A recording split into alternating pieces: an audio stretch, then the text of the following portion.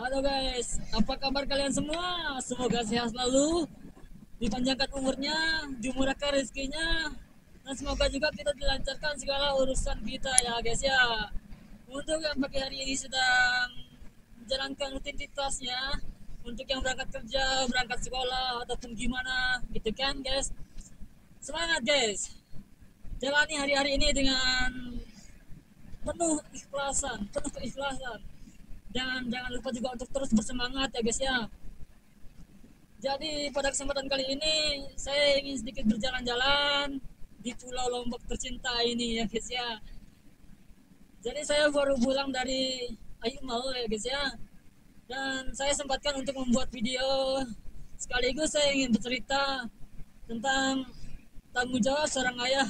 Oke guys, meskipun saya sedikit, mungkin saya merasakan tanggung jawab seorang ayah itu tidak sepenuhnya guys ya. Mungkin peran seorang ayah itu yang saya alami itu berbeda dengan kalian guys. Jadi buat kalian yang ayah, ibunya, dan perannya juga masih aktif buat kalian semua, semangat guys. Semua itu adalah rahmat dari Allah Subhanahu wa taala yang harus kita syukuri ya guys ya. Jadi seperti yang saya bilang tadi, saya ingin sedikit bercerita tentang kawan saya di rantauan ya guys ya. Waktu itu saya merantau 2 tahun guys ya. Dan saya benar-benar sedikit terpukau. Dan saya juga sering kali bersedih di sana guys. Karena melihat tanggung jawab seorang ayah itu begitu luar biasanya guys. Jadinya yang namanya tanggung jawab itu yang benar-benar berat menurut saya guys. Jadi seperti yang saya katakan tadi, saya di sini ingin sedikit bercerita tentang teman saya itu di rantauan. Dia itu seorang bapak-bapak guys, dan dia cerita dia punya anak 2 guys ya. Jadi suatu hari dia ini belakangan datangnya guys.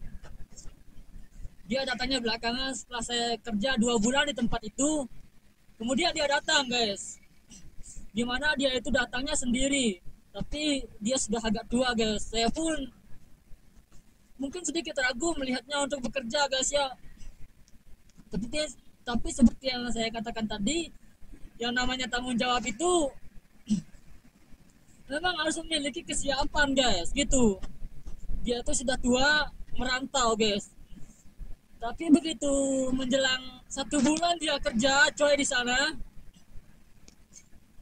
dia itu sakit guys.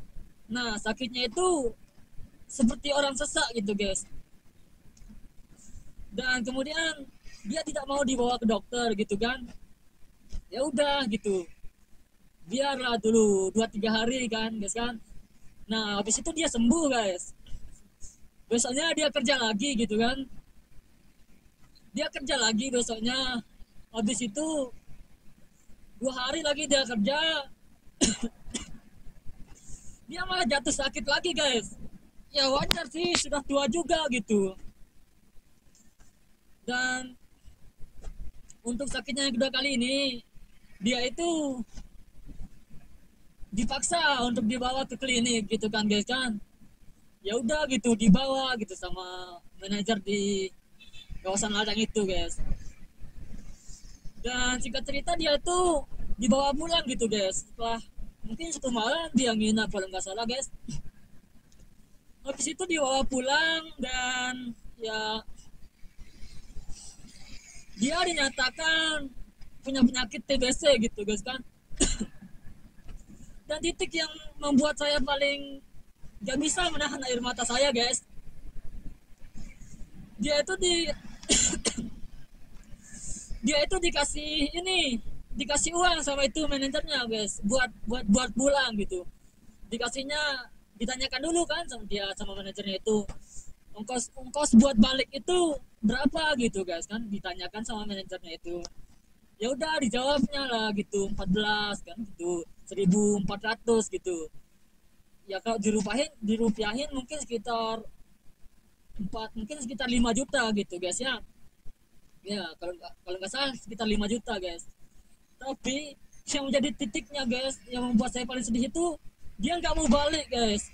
Dia terima uangnya, kemudian dia bercerita menanya sama kita guys. Di sana itu saya benar-benar nggak bisa menahan air mata saya guys, karena gimana pun juga kita sebagai seorang manusia. Tentunya kita bisa merasakan juga sedikit pedihnya guys. Jadi di sana itu dia bercerita, saya nggak bisa balik, untuk dengan ongkos ini pun saya nggak bisa balik. Bahkan dengan ongkos yang lebih pun dia bilang dia nggak bisa balik guys. Nah kami tanyalah, itu kan malam itu rame-rame kami di sana, dan kami tanyalah di situ, kenapa kok nggak balik, kan kamu sakit gitu kan kita bilang. Nah di sana itu dia jawab, dia itu utangnya dia masih mikirin utang guys. Dalam hati saya itu berpikirnya itu kok bisa-bisanya gitu guys, orang setua ini, terlebih yang seperti yang dia ceritakan, dia juga punya anak guys, dia punya anak. Dan yang jadi pikiran saya itu, kenapa kok bisa gitu guys, orang tua sudah seperti itu, merantau dengan kondisi yang seperti itu guys. Jujur saya nggak bisa menahan mata saya di sana guys. Kenapa? Karena yang namanya memikul tanggung jawab itu ternyata sangat-sangatlah berat guys. Terus terang saja guys, seandainya saya menjadi anaknya dan saya saat itu sedang bersekolah, saya berjanji nggak akan melanjutkan sekolah saya dengan keadaan bapak saya seperti itu guys. Sumpah, di situ air mata saya jatuh. Saya nggak bisa lagi menahannya guys. Kenapa? Seperti yang saya katakan tadi, ternyata yang namanya memikul tanggung jawab itu tidak mudah guys. Bahkan dalam kondisi seperti itu pun kita masih harus memikulnya.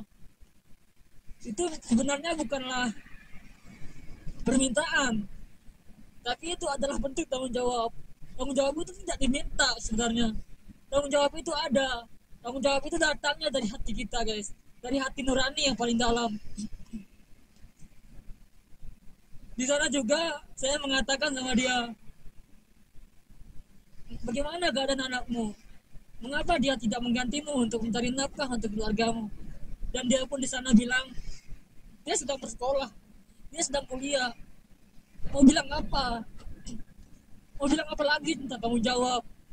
Tanggung jawab itu keras. Tanggung jawab itu harus dipikul dengan penuh keyakinan, dengan penuh ketabahan. Tidak bisa kalian hanya menyebutkan dengan ini sebuah tanggung jawab dan saya memegangnya. Tidak guys, semua itu harus butuh yang namanya pertunjukan guys di dunia ini. Ini benar-benar seperti sebuah pertunjukan yang memang harus dilakukan dengan sebuah acting tanpa skenario. Kalian tahu bagaimana ribetnya acting tanpa skenario? Seperti itulah tanggung jawab. Kita tidak pernah tahu seperti apa kedepannya. Kita tidak pernah juga tahu seperti apa yang akan kita lalui. Oke. Jadi buat kalian anak-anak, teman-teman saya, seumuran saya yang hari ini masih bersekolah, dibiayai sama bapaknya, sama ibunya yang masih dibiayai, saya minta tolong guys, jalani sekolah kalian dengan baik, jalani sekolah kalian dengan benar, hargai perjuangan bapak kalian guys, hargai jerih payah mereka yang mereka lakukan. Terus terang saja, mereka itu capek di sana guys, capek. Mereka, kalian nggak bisa terus seperti itu.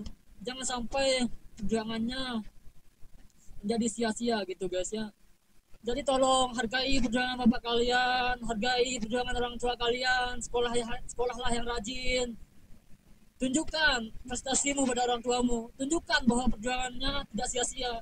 Tunjukkanlah padanya bahwa perjuangannya itulah sangatlah berarti buat keluarga dan masa depan kamu guys. Mungkin sekian dulu guys video dari saya. Saya ucapkan terima kasih untuk kawan-kawan yang sudah menonton, dan sampai jumpa di video-video berikutnya untuk vlog-vlog yang menarik, dan semoga video ini bisa bermanfaat buat kita semua, terlebih buat kita penerus generasi bangsa ini ya guys ya. Oke, sekian. Wassalamualaikum warahmatullahi wabarakatuh.